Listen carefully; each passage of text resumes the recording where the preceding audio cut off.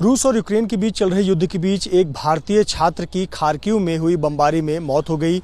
नवीन उनका नाम है। नवीन मूल रूप से कर्नाटक के हावेरी जिले के रहने वाले हैं। हावेरी में चलागिरी में उनका गांव है। मैं उनके गांव में मौजूद हूं। पूरा गांव शोकाकुल है। पूरे गांव को विश्वास नहीं हो रहा है कि उनके गांव का नवीन जो 4 साल पहले एमबीबीएस की पढ़ाई करने के लिए यूक्रेन गया हुआ था वो उनके बीच नहीं है। रूस और यूक्रेन के बीच चल रहे युद्ध के बीच बमबारी का वो शिकार हुआ और नवीन की मौत हो गई।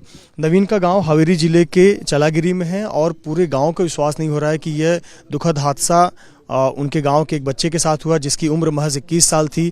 नवीन एमबीबीएस के छात्र थे, तीसरी ईयर के छात्र थे और नवीन के माता पिता और बड़े भाई को विश्वास ही नहीं हो रहा है कि जिससे सुबह बात हुई, लगभग 10 बजे के करीब नवीन से बातचीत हुई और नवीन ने बताया कि उसके कुछ सामान खत्म हो गए हैं। ज़रूरी सामान लेने के लिए जब कर्फ्यू हटाया जाएगा तब नवीन कुछ सामान लेने के लिए घर से बाहर निकलेगा और वापस आने के बाद फ़ोन करेगा। लेकिन जब परिवार के लोग लगातार फ़ोन करते रहे और जवाब नहीं मिला तब परिवार के लोगों की चिंता बढ़ गई।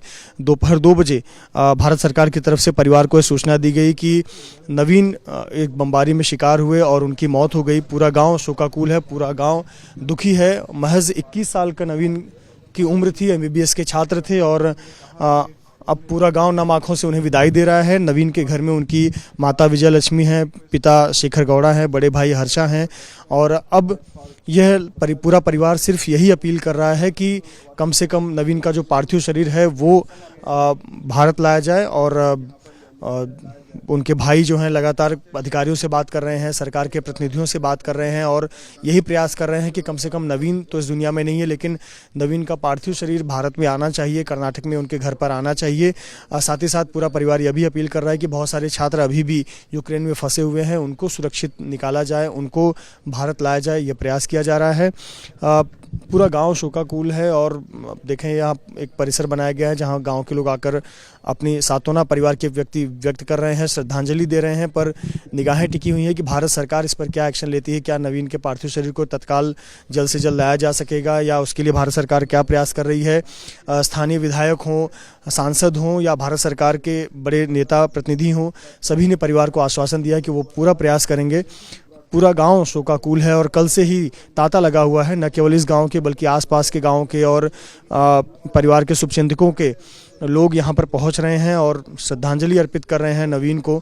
और लोग पिछले 5 दिनों से 6 दिनों से लगातार टीवी पर देख रहे थे कि यूक्रेन पे क्या स्थिति है, किस प्रकार से भारतीय छात्र फंसे हुए हैं, किस प्रकार से भारतीय छात्रों को निकालने का प्रयास किया जा रहा है। पर इस बमबारी में उनके ही गांव का एक बच्चा नवीन शिकार हो जाएगा, उसकी मौत हो जाएगी, ये किसी को विश्वास नहीं हो रहा है। पर अब लोगों का यही कहना है, परिवार का यही कहना है कि नवीन तो हमारे बीच नहीं रहा लेकिन उसका पार्थिव शरीर निश्चित तौर पर भारत सरकार को लाना चाहिए और पार्थिव शरीर यहाँ पर लाके अंतिम संस्कार की प्रक्रिया भारत में होनी चाहिए, ये परिवार की मांग है। कैमरामैन प्रसन्ना के साथ मृत्युंजय सिंह, एबीपी न्यूज़, हावेरी, कर्नाटक।